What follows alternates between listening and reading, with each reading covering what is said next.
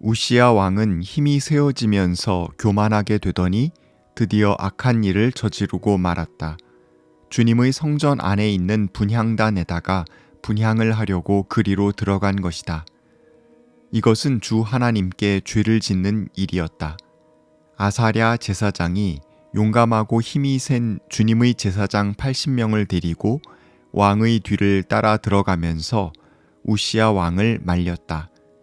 제사장들이 외쳤다. 우시야 임금님께서는 들으십시오. 주님께 분향하는 일은 왕이 할 일이 아닙니다. 분향하는 일은 이 직무를 수행하도록 거룩하게 구별된 제사장들, 곧 아론의 혈통을 이어받은 제사장들만이 할 수 있는 일입니다. 이 거룩한 곳에서 어서 물러나시기 바랍니다. 왕이 범죄하였으니 주 하나님께 높임을 받지 못할 것입니다. 우시야는 성전 안 분향단 옆에 서서 향로를 들고 막 분향하려다가 이 말을 듣고 화를 냈다. 그가 제사장들에게 화를 낼 때에 그의 이마에 나병이 생겼다. 역대지야 26장 16절에서 19절 말씀. 남왕국 유다 왕 아마샤의 뒤를 이어 그의 아들 우시야가 왕이 되었습니다. 그는 16살에 왕이 되어 52년간 왕으로 유다를 통치했습니다. 그가 왕으로서 한 가장 큰 일 가운데 하나는 솔로몬 왕 당시의 해상 무역로를 재확보한 것이었습니다.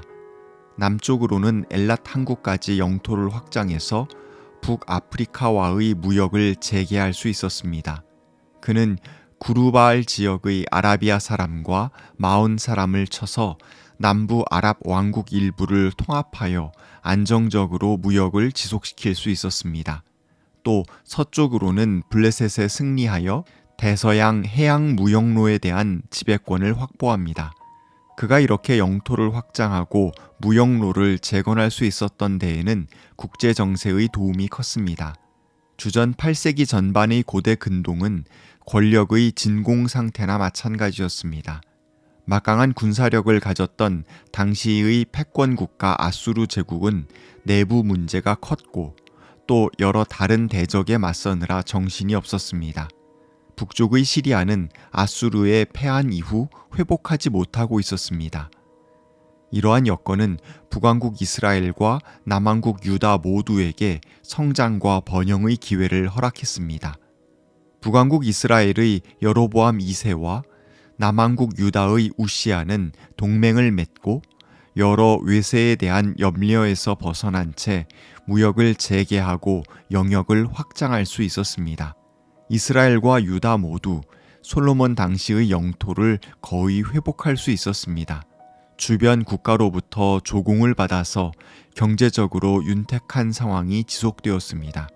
국제적으로 호시절이었기에 백성의 희생은 최소화할 수 있었을 뿐만 아니라 안전한 가운데 부를 널리 나눌 수 있었습니다. 우시야 왕은 농사를 좋아했습니다.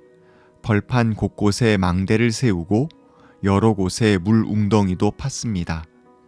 이러한 시설을 기반으로 언덕과 평지에서는 농부들이 농사 일에 전념할 수 있었습니다. 또한 산간 지방에는 포도원을 가꾸는 농부를 두었습니다. 우시야 왕 당시에 남왕국 유다가 얼마나 풍요로웠는지를 충분히 상상해 볼 수 있는 대목입니다. 뿐만 아니라 그는 막강한 경제력을 바탕으로 언제든 전쟁을 치를 수 있는 대군을 유지하고 있었습니다. 2,600명의 장교가 있었고 30만 7,500명의 군인들이 있었습니다. 이들은 방패와 창과 투구와 갑옷과 활과 무린매로 무장하고 있었습니다. 심지어 신무기 개발에도 힘을 써 망대와 성곽 모서리에서 활과 큰 돌을 쏠 수 있는 일종의 투석기나 석궁 등을 발명해서 배치했습니다.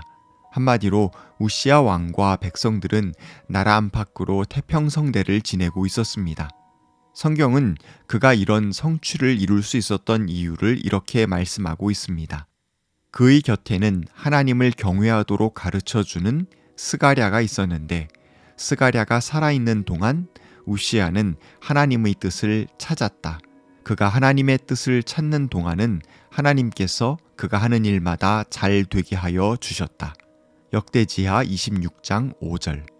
스가랴가 하나님을 경외하는 길, 즉 성전에서 바른 예배를 드리는 것을 최우선하는 신앙의 길을 우시야 왕에게 가르쳐 주었고, 우시야 왕은 이를 잘 배워서 참된 예배자요, 주님의 뜻을 구하고 실천하는 신앙인으로 살았습니다. 권력의 정점에 있는 왕이지만 스가랴로부터 겸손하게 배울 줄 아는 마음이 있었기 때문에 그는 성숙한 사람이 되어갔고 올바른 지도자가 되어갔습니다. 이 시기 동안 우시야 왕은 형통함의 복을 누릴 수 있었습니다. 그런데 그가 달성했던 엄청난 힘과 번영이 어느 순간 오히려 화가 되고 말았습니다. 그가 교만해졌기 때문입니다. 교만은 악으로 나아가는 길목이요 파멸의 출발입니다. 성경은 이 과정을 이렇게 기록합니다. 힘이 세어지면서 교만하게 되더니 드디어 악한 일을 저지르고 말았다. 드디어는 오랜 기다림 끝에 그 결과로라는 뜻이 있습니다. 그가 차츰차츰 교만해지는 동안 주님께서는 그가 돌이키기를 기다리셨을 것입니다. 하지만 하나님의 참으심이 무색해질 만큼 그의 교만은 더욱 깊어져만 갔고 그 결과 그는 악한 일을 저지르는 지도자로 치닫고 맙니다. 무소불위의 권력을 휘두르던 그는 결국 결코 해서는 안 될 일을 하고 맙니다. 주님의 성전 안에 들어가서 분향단에 분향을 하려고 한 것입니다. 이스라엘의 전통 예전에서 왕의 역할은 나오지 않습니다. 주님께 분향하는 일은 이 직무를 수행하도록 거룩하게 구별된 제사장들, 곧 아론 혈통의 제사장들만이 할 수 있는 일로 되어 있었습니다. 재정일치의 시대를 벗어나 왕과 제사장은 각각의 권한을 부여받고 권력의 균형을 이루고 있었습니다. 이를 잘 알고 있었지만 우시야 왕은 성전 분향단 옆에 서서 향로를 들고 분향을 하려 한 것입니다. 이를 막 하려는 순간 아사랴 제사장과 제사장 무리의 제지를 받았고 최고 권력자인 자신을 제지하는 이들에게 왕은 화를 냅니다. 그런데 그때 그의 이마에 나병이 생겼습니다. 당시 나병은 부정한 질병으로 여겨졌고 그 환자는 제의에 참여조차 할 수 없었습니다. 그리고 그 발병과 치료의 판정은 제사장만이 할 수 있었습니다. 아사랴 제사장과 다른 제사장들은 우시야 왕에게 부정한 병이 생겼다고 판정했고 우시야 왕은 평생 성전을 출입하지 못하게 되었습니다. 그는 별궁에 격리되어 여생을 보내야만 했습니다. 오직 제사장만이 나병의 완치 판정 및 정결례를 행할 수 있었으므로 나병을 진단하는 판정은 제사장 무리의 강력한 특권인 것은 틀림없었습니다. 결국 권력과 번영의 최정점에 오른 우시야 왕과 또 다른 한편에서 권력의 정점에 있던 제사장 무리 사이의 마찰에서 제사장 무리가 이겼던 사건이라고 해석할 수도 있겠습니다. 하지만 역대지 기자는 이 문제에서 가장 중요한 교훈을 우리에게 이렇게 정리하고 있습니다. 인간의 교만은 악행을 낳기 마련이다. 자세한 전후 사정을 알 수는 없지만 우시야 왕이 정의로운 일을 수행하기 위해서나 또는 불가피한 도피나 어려움 가운데 어쩔 수 없이 성전법을 어겼던 것이 아님은 분명합니다. 하나님을 예배하는 데에 가장 적극적이었던 다윗이나 솔로몬도 제사장과 레위인의 도움을 받아서 제사했습니다. 다윗이 하나님의 궤를 옮기고 번제를 드렸을 때, 또 솔로몬이 예루살렘 성전을 완공하여 주님께 봉헌하며 제사를 드렸을 때처럼 특별한 경우에도 제사장들과 레위인들이 동행하여 제사 가운데 그들의 특별한 역할을 감당했습니다. 우시야 왕의 교만에는 변명의 여지가 없다고밖에 할 말이 없습니다. 시대적으로 호시절을 만나 번영을 누렸던 우시야 왕의 몰락은 안타깝기 그지없습니다.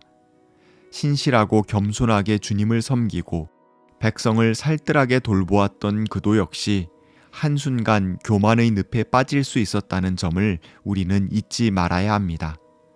모든 일이 잘 될 때에도, 사방으로부터 칭찬을 들을 때에도 우리는 자신의 부족함을 솔직하게 살피고 평안하게 인정할 수 있어야 합니다.